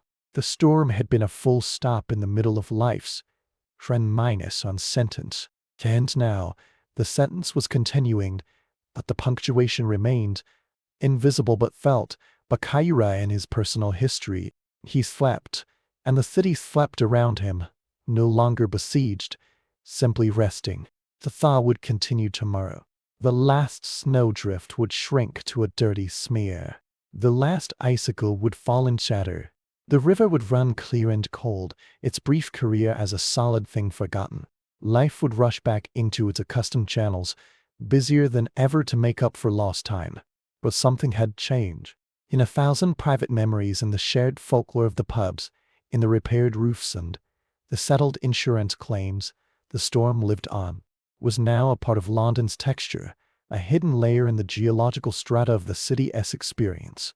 The great snow of 1836 was over, but in the way a particularly vivid dream can color the mood of a whole waking day, its echo would linger in the bricks and mortar, in the hearts and minds of the people, a whisper of white silence beneath the eternal, resilient roar. The crystalline silence had fully dissolved, replaced by the pervasive murmur of a city convalescing. This was not the vibrant roar of ordinary life, but the low, wet sound of recovery, the sigh of sodden timber, the trickle of water in 1,000 hidden conduits, the weary scrape of brooms on damp stone.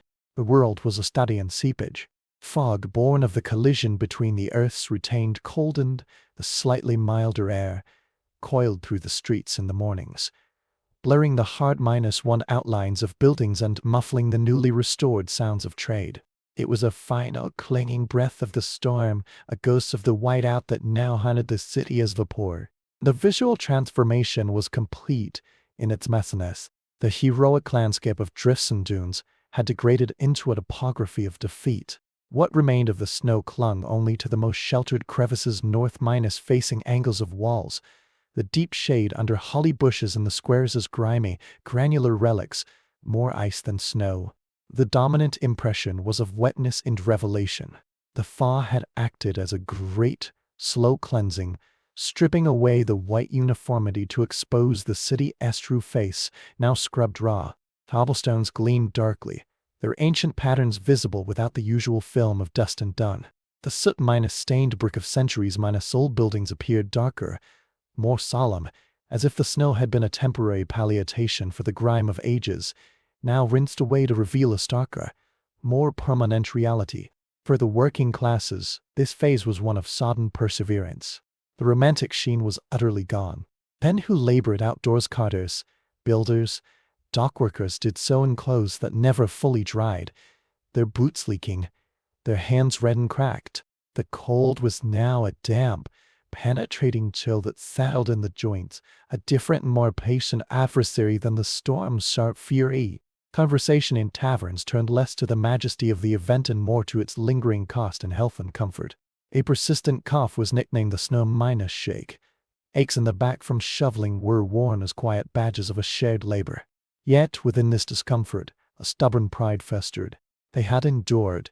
The memory of the silent, immobile city was a possession even the poorest held, a story they owned as much as any lord in his Mayfair mansion. In the commercial districts, the reckoning was fully logistical. The storm had ruptured the fragile web of supply. Warehouses near the river were inspected for water damage. Rats pored over ledgers, calculating losses from spoiled goods and missed deliveries. The price of certain commodities, like good Baltic timber for repairs or Welsh coal that had been trapped in frozen canals, began a steep, opportunistic climb.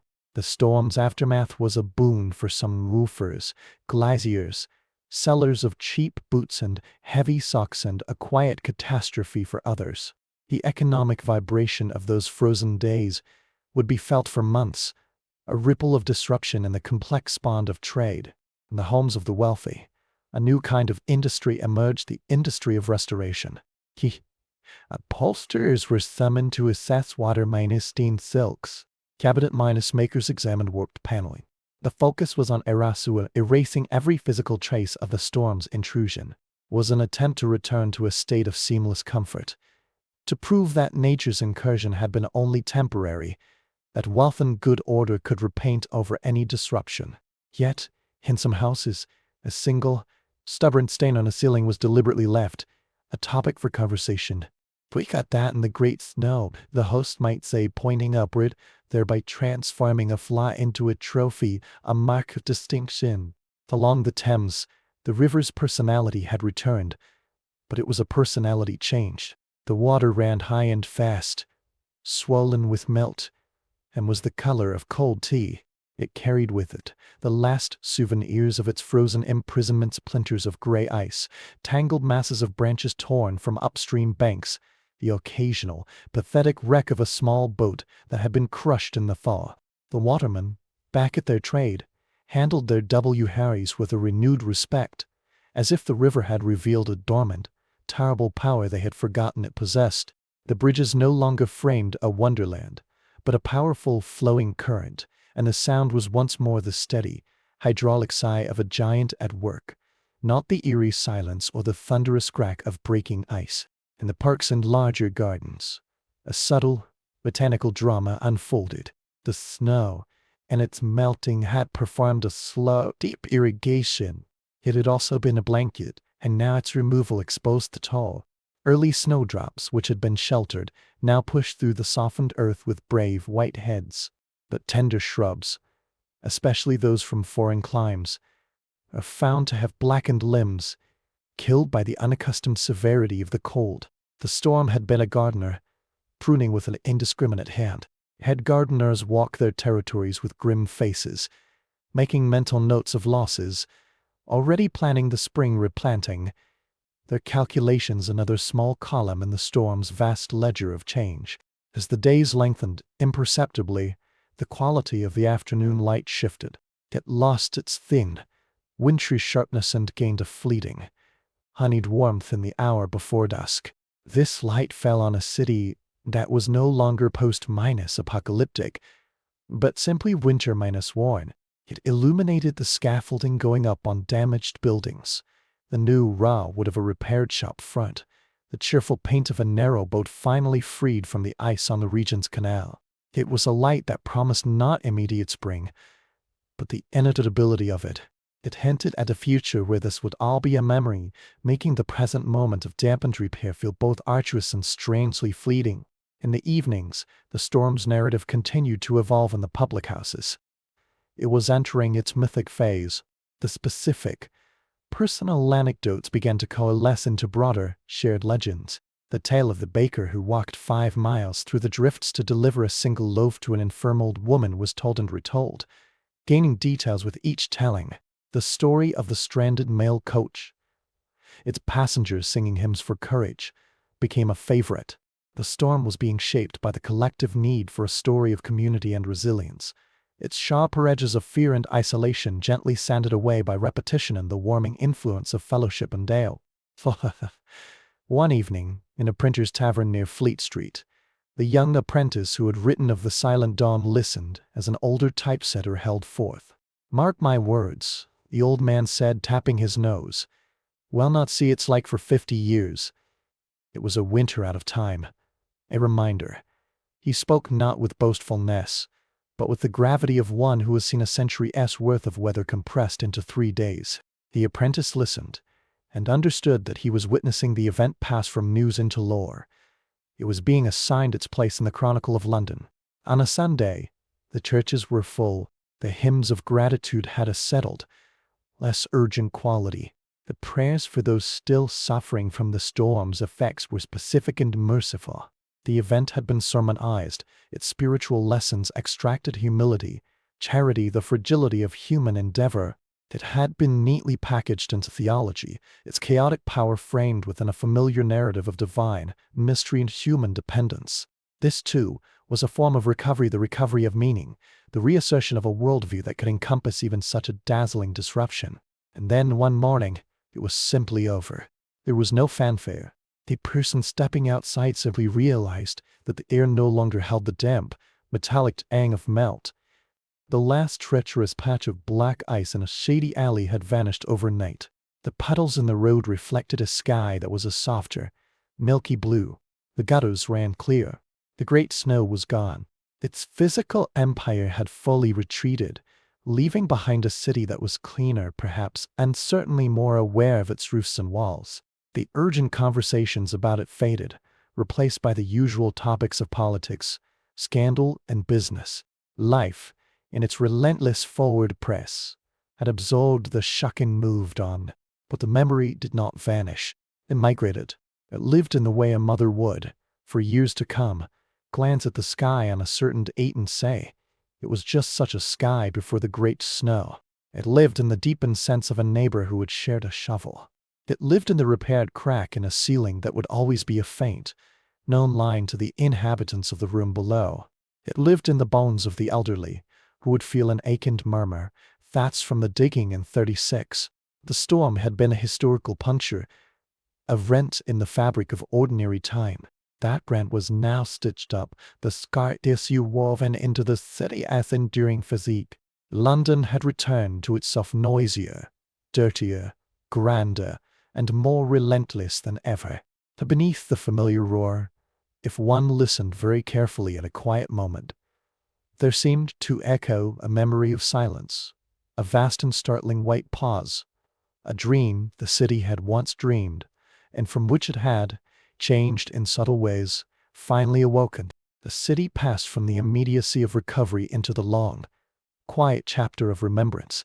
The physical evidence of the storm was now limited to the realm of repair, the raw, new shingles on a roof contrasting with the soot-darkened old ones, the fresh putty gleaming around a recently reset windowpane, the lingering, damp smell in a cellar that no fire could quite dispel. These were not wounds, but scars, testaments to a conflict now settled. The air itself seemed to have changed, carrying a lighter, clearer quality, as if the great blizzard had scoured not just the streets, but the very atmosphere, leaving it rinsed and faintly sharp. Life resumed its patterns, but those patterns were now inscribed upon a shared understanding. The milkman as Prem eines Dawn clatter was heard with a new appreciation for its reliability. The cheerful glow of the public house windows in the evening was no longer mere convenience, but a symbol of enduring warmth, of shelters that had held. A simple, dry pathway to one's story was no longer a given, but a small, daily victory. The storm had recalibrated the city's sense of normalcy, making the mundane infrastructure of civilization feel newly precious. In the markets, the anecdote gave way to the aphorism. Worse than the snow of 36, a vendor might say of a chilly drizzle, a claim that would now be measured against a common, monumental yardstick. The event had become a unit of measurement for hardship, for beauty, for severity. Was a story told to children not as a fairy tale, but as history. When I was your age, the snow came up to the windowsills. It joined the lexicon of shared time, a fixed point in the personal and civic calendar. For individuals, the internal landscape had been subtly altered.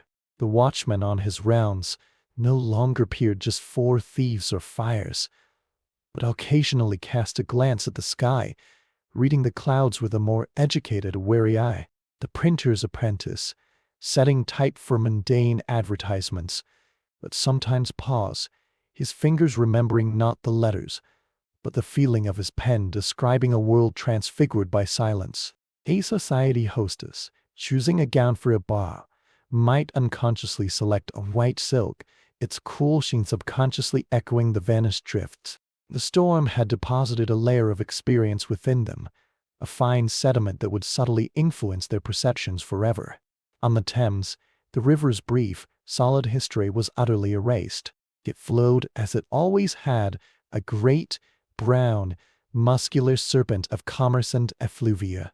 Barges piled with coal, W. Harry's ferrying passengers, the constant traffic of a world-minus city, all had returned. But the watermen, guiding their crafts, held in their minds a secret, impossible image, that same stretch of water, still and white, supporting the weight of men. It was a cognitive distance that lent the familiar river a new layer of mystery, a hidden potential they now knew it possessed. In the parks, the most profound evidence was ecological. The places where the snow had lingered longest were arced by circles of flattened, dead grass. But elsewhere, the slow, deep watering of the melt had worked a hidden magic. The earth, protected and nourished by its icy blanket, showed a darker, richer hue. Bulbs planted in autumn, which might have been tricked by a mild spell into premature growth, had been held in a perfect frozen stasis. Now, with the true approach of spring, they pushed through the softened soil with vigorous, concentrated energy. The storm, in its fierce way, had been a protector, delaying and then intensifying the eventual rebirth. The quality of the light continued its slow evolution. The sun gained strength, not in temperature yet, but in duration undangle. Its rays, which had glanced weakly off the ice, now penetrated deeper into the narrow courts, revealing details of brickwork and carving that had been in shadow for months. This stronger light fell upon a city engaged in its own renewal. Painters were at work on window frames and signs, their brushes leaving bright trails. The sound of saws and hammers from repair sites was a cheerful, purposeful counterpoint to the earlier sounds of shoveling and scraping. The city was not just cleaning up, it was refurbishing itself, as if inspired by the stark cleanliness the snow had imposed. As the weeks stretched toward the official end of winter, the storm's legacy became one of conversation rather than crisis. It was debated in scientific circles. Was it a singular event or part of a larger pattern of climate? It was analyzed in newspapers. Had the response of the parishes been adequate? It was sentimentalized in popular ballads sold on street corners, their verses full of hearty English courage and metaphorical chill. The monolithic experience had shattered into 1,000 fragments of interpretation. Each person, each institution, claiming a piece of the narrative to serve their own purpose. One afternoon, under a sky of high, fast minus moving clouds, the young apprentice took a walk across London Bridge. He leaned on the parapet, watching the flow below. He tried to superimpose the memory, the silent, white plain, the distant figures like explorers onto the bustling, noisy waterway before him. The two images would not merge. They were separate pages in the book of this place. He realized then that the storm's greatest gift was not the beauty, nor the trial, but the proof of the city's duality. It was both the relentless, humming engine of trade he saw now, and the silent, cathedral-like expanse he remembered. Both were true. Both were London. The city contained its own opposite, its own potential for absolute transformation. This knowledge made the familiar streets feel deeper, more profound. They were not just routes from one place to another, they were the channels through which different versions of the world could, on rare occasions, flow. The final act of the storm was its integration into the private soul. On a night perhaps a month later, when a hard frost silvered the roofs again, an old woman in a small room might wake, see the moonlight on the floorboards, and for a disorienting moment, think the snow had returned. Feeling would be not of fear, but of a strange, quiet recognition, a familiarity with that particular quality of light. She would lie still, listening to the ordinary silence of her sleeping house, and feel the echo of the greater silence within it. Then she would sleep again. Storm had entered the realm of dream and reflex. The great snow of 1836 was now part of the city's interior weather. Its physical presence was gone. Its costs tallied. Its stories told and retold. But it lived on as a tone, a tint, a slight adjustment in the lens through which London viewed itself. It was a memory of vulnerability that made strength more appreciated. It was a memory of communal silence that made the daily din more tolerable. It was a benchmark of white, against which the graduations of grey and brown and soot that followed seemed rich and complex and dear. The thaw was complete. The last drop had fallen. The city, washed and worn, turned its face toward the coming spring, carrying within its stones and in the hearts of its people the indelible, cooling shadow of a great, white silence.